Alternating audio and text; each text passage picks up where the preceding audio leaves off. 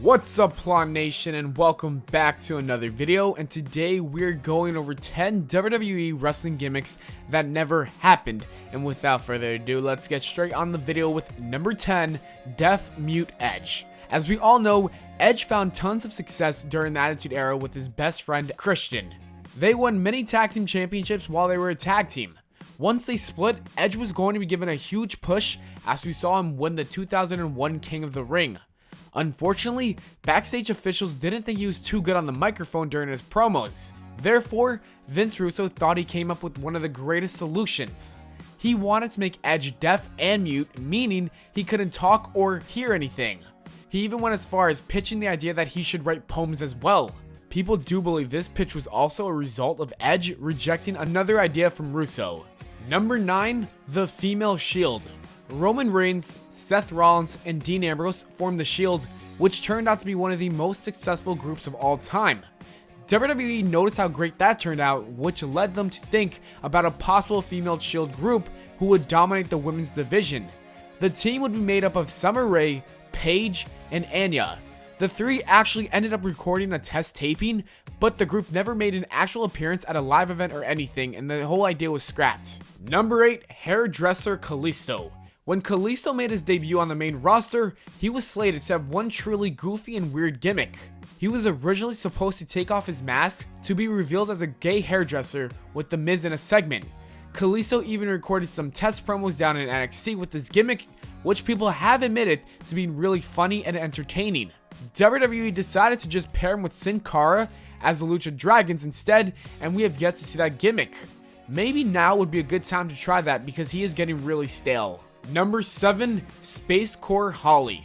In 2007, WWE revived ECW and put them on the Sci-Fi Network. A writer during this time had pitched a new gimmick for Hardcore Holly, which was pretty crazy.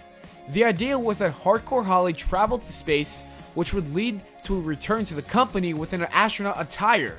He was also supposed to have a monkey as his manager, and Vince McMahon was apparently on board with this idea at first, really liking it, but then he later changed his mind like he usually does. Number 6, Batista as a raped child. When Batista first debuted in the WWE, people always noticed that he was angry all the time, like he would never have a smile on his face. Fans would later find out that this was all a part of a gimmick that he was supposed to use. Apparently, his mother was raped, which led to him being born.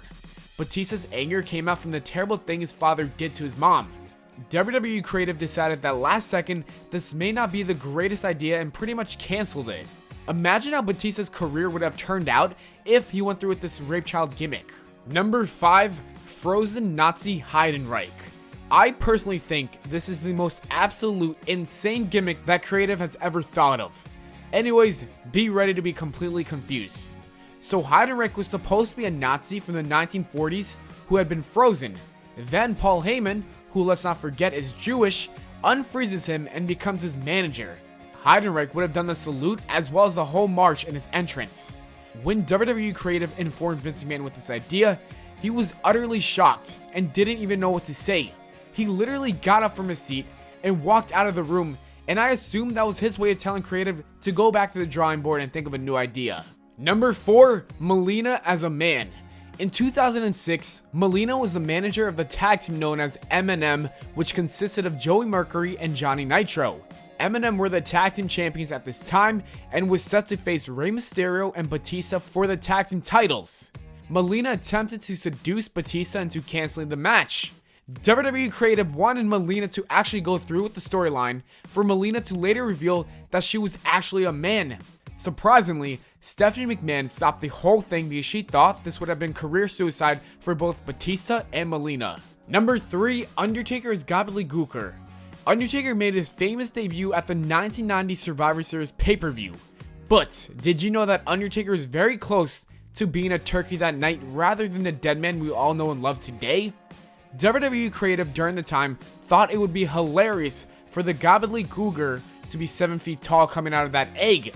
Plans fell through and they decided to put him in that 5-on-5 tag team match. It's crazy to think Undertaker might not have been a thing if they seriously went through with the original plans. And Undertaker pretty much made wrestling what it is today. Number 2, Cody Rhodes Industries. Cody Rhodes is one of the most charismatic wrestlers ever. He can take any gimmick and make it absolute gold. He took dashing and undashing Cody Rhodes and made both gimmicks work. Then, before he would become Stardust, Cody Rhodes had pitched the idea of another gimmick, which was being a very wealthy man living up to the Rhodes legacy. His wife, Aiden, would have been his manager as well, bragging about being with one of the greatest and richest men alive. There's a tape of these two actually trying out the gimmick, and it looks like it would have been really good, possibly pushing him into the World Championship picture. Unfortunately, WWE really wanted the whole Stardust thing, and they didn't go through with this much better character.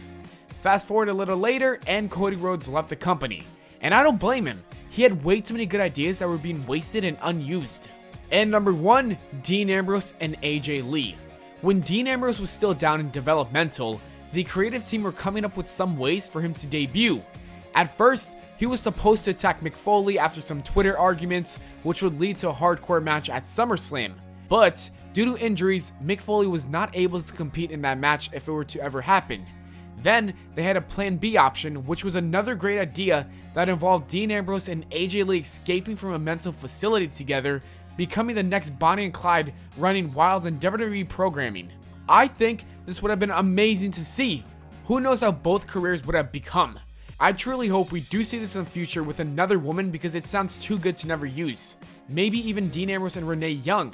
And that's it for the video, guys. As always, I hope you all enjoyed. If you did, leave a like and subscribe for more. Make sure to follow me on Twitter at Pllana. Also, check out my other channel, Official Life Facts, and I'll see you all later.